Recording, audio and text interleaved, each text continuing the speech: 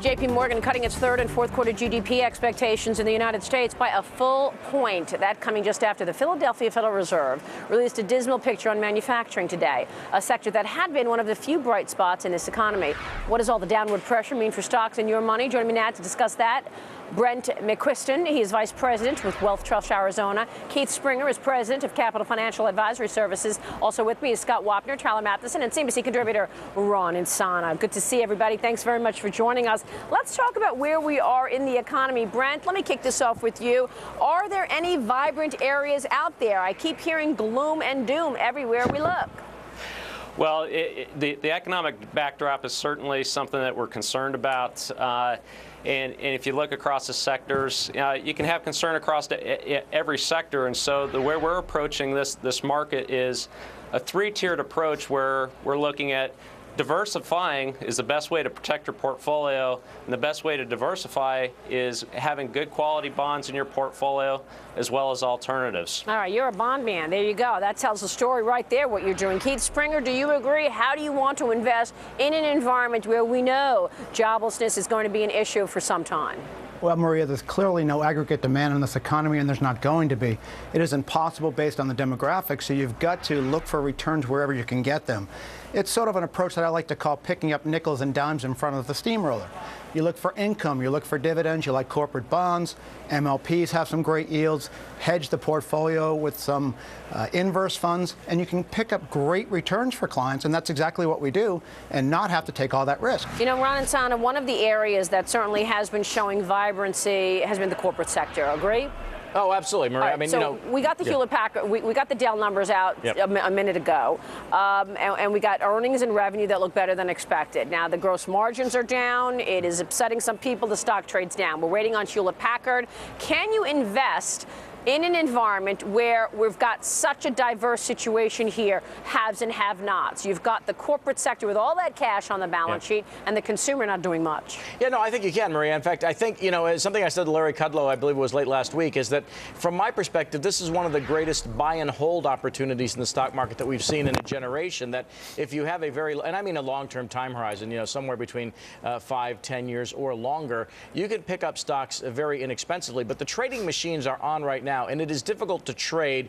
It's almost difficult or impossible to invest medium term because of all this churning that we're seeing in the stock market. Again, we've been range bound since we suffered a 16% correction, but I think you can buy beaten down financials and hold them for 5 years, and they're going to be worth more. I think you can buy some consumer stocks that have been beaten down. I think you can buy just about anything, and the market will be higher 5 to 10 years now. From now, it's this churning and this, I think, near term disconcerting economy, for lack of a better description, that's causing all the trouble.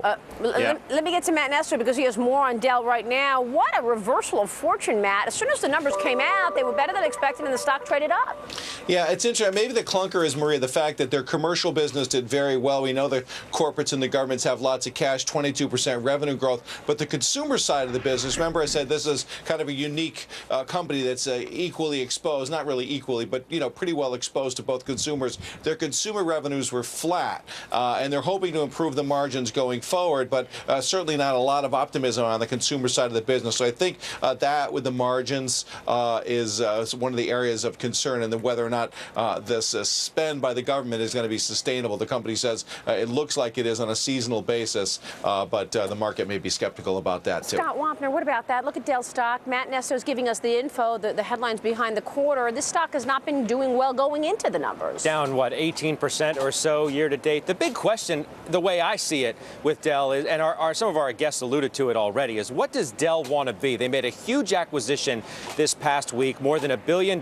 They paid like an 86% premium for a company named 3PAR. So people have been questioning whether they've paid too much for some of their acquisitions. They're trying to move into areas, and you almost get the feeling that they're playing catch up, whether it's moving into services or other areas where an IBM or somebody is already the leader, coming into the tablet business, where an Apple, for example, is already the leader. So Dell, who's facing, obviously, I guess, a moderation in growth from the consumer standpoint, still says, though, that they're looking at corporate sector growth continuing or demand continuing for the next several quarters. What is interesting, but they just seem to not really know what they are right now. Yeah, Tyler, what about that? Well, I think Dell lacks the cool factor. It certainly shows up in consumer products. When was the last time you heard somebody go out and excitedly say, "I'm going out to buy a Dell"? Not in a long time. That's a good point. And they've had a bit, I think, of an innovation deficit here. Other companies have innovated very effectively,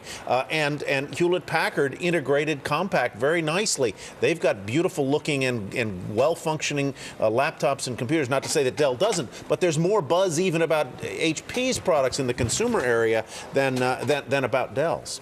And certainly Apple, far and away. Yeah, you know, we're getting headlines on Caterpillar CEO Jim Owens talking about the broad economy. Scott Wapner, what do you have there?